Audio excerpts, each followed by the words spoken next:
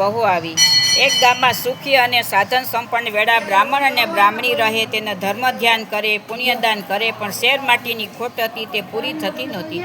તેમને એક પણ સંતાન નહીં, તેથી હંમેશા ચિંતાતું રહે. પાસે પૈસો હતો પણ વાપરનાર કોઈ ન હતું. તેઓ દરરોજ પ્રભુને પ્રાર્થના કરતા કે હે પ્રભુ, અમે એવા તે શું પાપ કર્યા છે કે અમે વાંઝ્યા રહ્યા છીએ, માટે અમારી મનોકામના પૂરી કરો. એવામાં પવિત્ર પુરુષોત્તમ મહિનો આવ્યો અને બ્રાહ્મણ બ્રાહ્મણી પુરુષોત્તમ મહિનો નાહવાનો સંકલ્પ કરી બેઠા. ગામના સ્ત્રી પુરુષો નાહવા જવા લાગ્યા. સૌના મોઢે પુરુષોત્તમ પ્રભુનું નામ હતું. બ્રાહ્મણ બ્રાહ્મણીએ પણ પુરુષોત્તમ માસ નાહવાનો અને પુરુષોત્તમ પ્રભુના ગુણગાન ગાવાનો સંકલ્પ કર્યો. પણ આખો મહિનો ઉપવાસ એકટાણા કરવા પડે, ભોય પથારીએ સૂવું પડે ને સવારે વહેલા નદીએ નાહવા જવું પડે. જરા વસમું લાગે તેવું હતું. ધર્મના કામમાં ઢીલ હોય નહીં, આથી બંને અવસ્થાવાળા હતા. રોજ વહેલા નદીએ નાહવા જાય, ઘેર આવી ભક્તિ કર્યા પછી એકટાણું કરવા બેસે, પરંતુ રોજ રાંધવાની કડાકૂટ કરવી પડે. એટલે એક દિવસ બ્રાહ્મણે બ્રાહ્મણીને કહ્યું કે આપણા ઘરમાં રૂમઝૂમતી વહુ હોય તો તે બધું કામ કરે, એટલે આપણે નિરાતે ધર્મ ધ્યાન ને પૂજાપાઠ કરી શકીએ.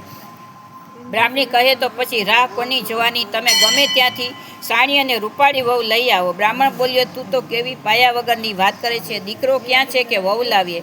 બ્રાહ્મણી કહે, હું એવું કાંઈ ન સમજું, ગમે તેમ કરો, પણ ઘરમાં રૂમઝૂમતી વહુ લઈ આવો. બ્રાહ્મણ મૂંઝાયું. એટલે બ્રાહ્મણીએ કહ્યું, જુઓ, તમારે કન્યાની તપાસ કરવા નીકળી પડો, અને જ્યાં તમને સાણી સદગુણી કન્યા દેખાય ત્યાં દીકરાના વિવાહની વાત કરવાની. જ્યાં કન્યાવાળા કદાચ મૂર્તિઓ જોવા માગે તો હિંમતથી કહેવાનું કે મારો દીકરો શાસ્ત્ર ભણવા કાશી ગયો છે, તે 1 મહિનામાં આવી પહોંચશે. તો અત્યારે વિવાહ અને લગ્ન સાથે નક્કી કરી તેને પાઘડી સાથે 3 ફેરા, બાકી રહેલો 4થો ફેરો એના આવ્યા પછી ફેરવીશું. બ્રાહ્મણ તો બીજે દિવસે સવારના ખંભે ખડીઓ ભરાવીને પુત્રવધૂની શોધમાં નીકળી પડ્યો. ચાલતા ચાલતા રસ્તામાં ગામ આવે, ત્યાં બ્રાહ્મણનું ઘર નજરે પડે તો ત્યાં કન્યાની ભાળ કાઢે. એમ કરતાં એક ગામમાં કોઈ ગોર મહારાજના ઘરમાં રૂપાળી નમણી કન્યા જોવામાં આવી. રૂપના અવતાર સમયે કન્યાને જોઈને બ્રાહ્મણની આંખો ઠરી ગઈ. તે તો મનમાં શું થયું કે જો આથી જ વહુ ઘરમાં હોય તો ઘર દીપી ઉઠે. તેને જોઈ બ્રાહ્મણ બહુ જ આનંદ થયો. ત્યાં તો તેને યાદ આવ્યું કે પોતે દીકરા વગર વહુ લેવા નીકળ્યો છે, એટલે ઉદાસ થઈ ગયો. પરંતુ હિંમત હારે કંઈક કામ આવે. બ્રાહ્મણ ગોર મહારાજની આગળ સગપણની વાત કાઢી. ગોર મહારાજ કહે, તમારી વાત માન્ય રાખું, પણ મૂર્તિઓ જોયા વગર સગપણ નક્કી કેવી રીતે થાય? બ્રાહ્મણે બ્રાહ્મણીના શીખવ્યા મુજબ બધું કહ્યું. ગોરના ધ્યાનમાં વાત ઉતરી. ગોરે તરત જ કન્યાને બોલાવી. એટલે બ્રાહ્મણે જોડીમાંથી પાઘડી કાઢી, કન્યાની સામે મૂકી અને પાઘડી સાથે કન્યાના 3 ફેરા ફેરવી દીધા. પછી તે વહુને લઈને હરખભેર પોતાને ઘરે આવ્યો.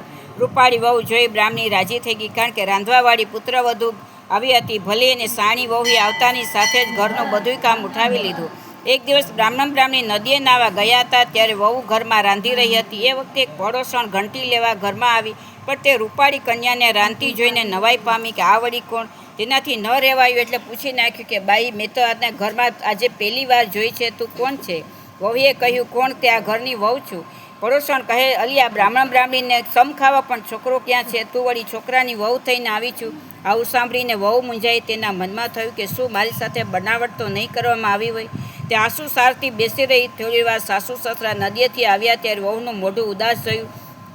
તેથી પૂછ્યું, વહુ બેટા, શું થયું છે? વહુ બોલી, તમારે દીકરા નથી, છતાં તમે મારા શા બાપને ખોટું ભણાવીને મને લઈ આવ્યા છો? સાસુ કહે, આવું તને કોણે કહ્યું? મારો દીકરો તો ડાહ્યો અને તારા કરતાં પણ રૂપાળો છે.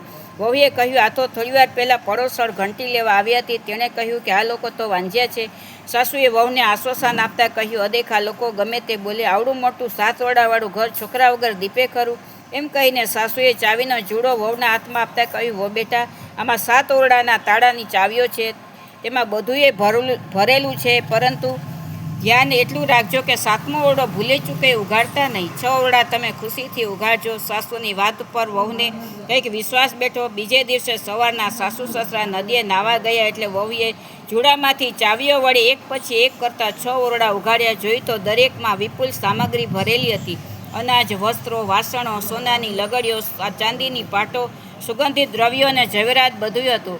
આ બધી ઓરડામાં જોઈ વહુએ હળવેથી 7મો ઓરડો ઉઘાડ્યો તો અંદર ઝગમગ દીવો પ્રકાશ રેલાવી રહ્યો હતો, અને દીવાના પ્રકાશમાં પ્રભાવશાળી પુરુષ પોથી વાંચી રહ્યો હતો. તેને પીળું પીતાંબર પહેરેલું હતું. બારણું ઉઘડેલું જોઈને પુરુષે કહ્યું, અરે કમાડ વાસીદો, ખબર નથી પડતી, હું એકાંતમાં શાસ્ત્ર ભણી રહ્યો છું.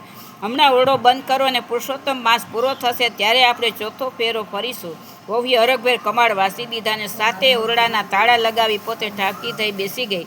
જ્યારે નદીએથી સાસુ સસરા આવ્યા ત્યારે તેમની ખૂબ જ સેવા ચાકરી કરી, પણ પોતે 7 ઓરડા ઉઘાડેલા તે વાત કરી નહીં. પેલી પડોશણ રોજ ગમે તે ચીજ વસ્તુ લેવા બ્રાહ્મણના ઘરમાં વહુ પાસે આવતા અને વહુ તેના પિયર ભાગી જવા ભંભેરણી કરતી, પણ 7મા ઓરડાની પતિને સગી આંખે જોઈ લે એટલે તે શાંત રહેતી અને પડોશણ જતી રહેતી. થોડા દિવસ પછી પુરુષોત્તમ માસની પૂર્ણાવતિ થઈ એટલે વહુએ સાસુ સસરાને નમન કરીને કહ્યું કે મારે હજુ 4થો ફેરો ફરવાનો બાકી છે, માટે અહીંયા ચોરી ચડાવો અને મંગલ ગીતો ગવડાવો.